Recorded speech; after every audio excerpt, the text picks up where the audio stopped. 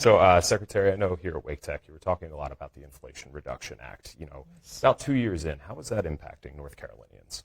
Well, in so many different ways. First of all, I've been talking today about the availability of tax credits for households that want to invest in improving energy efficiency by upgrading to a heat pump, efficient air conditioning, windows, doors, or to install solar panels and battery storage. And 2023 was the first year that the expanded tax credits were available nationally. And here in North Carolina, we saw 85,000 households take advantage of these tax credits, and they saw rebates help toward making these investments of around $175 million.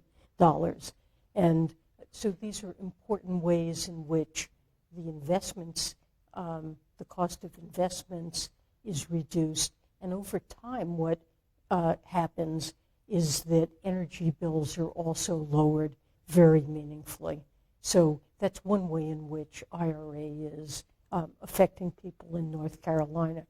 There are credits as well for electric vehicles, $7,500. But in addition, what's important is that it is really creating good jobs, many good jobs in North Carolina. And I visited Wake Tech today. That's really the community colleges in North Carolina are leading in training people to take these jobs. They're good jobs with good pay, and most of them don't require a college education, but this is going to be a source of manufacturing jobs. We're seeing an enormous amount of investment in clean tech, private investment here in North Carolina and around the country as well that's being stimulated by the Inflation Reduction Act. Yeah, and yet the cost of everyday goods are, higher than they were 2 years ago, 4 years ago. A lot of families here struggling to make ends meet. What do you say to them to give them confidence that this administration's work is having an impact when that's the result? Well, look, the number one priority of the Biden-Harris administration is to lower the costs that households face. And we know that they're struggling with things like their energy bills, child care bills, health costs, housing costs. And so there is a broad agenda that we've put forward and we're seeing implemented to help in all these different areas. The Inflation Reduction Act enabled the federal government to negotiate with pharmaceutical companies to bring down the costs of very expensive prescription drugs, and that's resulting in savings for everyone on Medicare as well as for the federal government. We've capped the cost of insulin for seniors at $35 a month, brought down and stabilized the cost of the Affordable Care Act, health insurance that's so widely used across the country. In housing, the President and Vice President put forward a budget that proposes 2 million additional housing units, affordable housing units, and help for first-time home buyers and to be able to afford to get their foot in the door and buy a first home. So there's a broad agenda. More broadly, I would say we're using every tool that is at our disposal and trying to work with Congress. We do need help from Congress to do some of this, but we're using every tool to bring down the costs that we know are burdening American families. Yeah, these sound like long-term goals, but there's going to be a change come November. How do you see the winner of this election impacting these plans towards tackling inflation? Well, the Republicans, when they took over Congress, tried to repeal the Inflation Reduction Act. That was I believe the first bill that was passed out of the House. And I described some of the benefits we're seeing in North Carolina and across the country. I think that would both raise costs for households and also be negative in terms of creating good new jobs.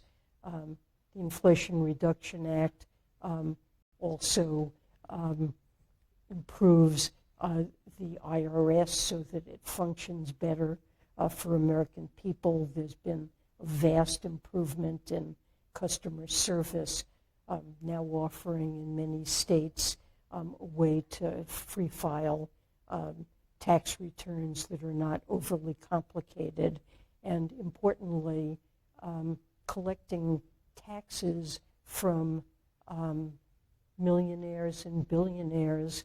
We've now collected around $1.3 billion the IRS has from wealthy, high-income taxpayers who either failed to file their tax returns at all or had been assessed taxes but had not paid them. And so that can help to reduce the burdens on regular people who pay their taxes when they're due. So there's a broad agenda here to try to lower costs and improve life for middle-class families. Yeah. And I know earlier you had said when it comes to mortgage rates, that's up to the Fed. I mean, when it comes to interest rates, I know the Fed has a role in that as well. So when we hear political parties talking about why their candidate could have an impact on inflation rates, does it become somewhat of a political volleyball? Is it just a hot topic to try to drum up support, or can an administration truly have an impact on inflation? Well, the first responsibility with respect to inflation is with the Fed, but when it comes to the high level of costs in some areas like we've been discussing, the federal government can certainly play a role. Our administration has been supportive of an expanded child tax credit that was in effect for a year or so during the pandemic. We would like to see it brought back again. That would help families cover the high cost of adequately caring for young kids. And child care is another area that we've proposed doing something to make child care affordable. It's a major burden on working families and is so expensive and that it really keeps some people out of the workforce entirely. Healthcare costs, a big agenda there. So the federal government certainly has a role to play. And because we understand the burdens that American families face, it is the highest priority objective of the Biden-Harris administration. And last question here, kind of switching gears a little bit, but the fentanyl crisis is obviously top of mind for a lot of people in North Carolina. What are your plans on how to, try to stop the import of these deadly drugs into our neighborhoods? It is a human tragedy, and I know that many people, many families here in North Carolina, but also around the country, have been affected by it. And we're using every tool that our government and the U.S. Treasury has to try to address it. The Treasury has sanctioned over 250 individuals for participation in the drug trade, including the leaders of some of the most important Mexican gangs that are responsible for this. We've worked closely with Mexico to coordinate our efforts so that we're working together to stop trafficking coming into the United States. And President Biden inaugurated a new initiative with China where a lot of the precursor chemicals come from that end up in Mexico. They're used to produce fentanyl, and we're working with the Chinese constructively to try to reduce the flow out of China of these precursor chemicals. President Biden has proposed more enforcement, and at the border to try to detect what's coming in, and greater resources for treatment. It's really a human tragedy and critical to address it.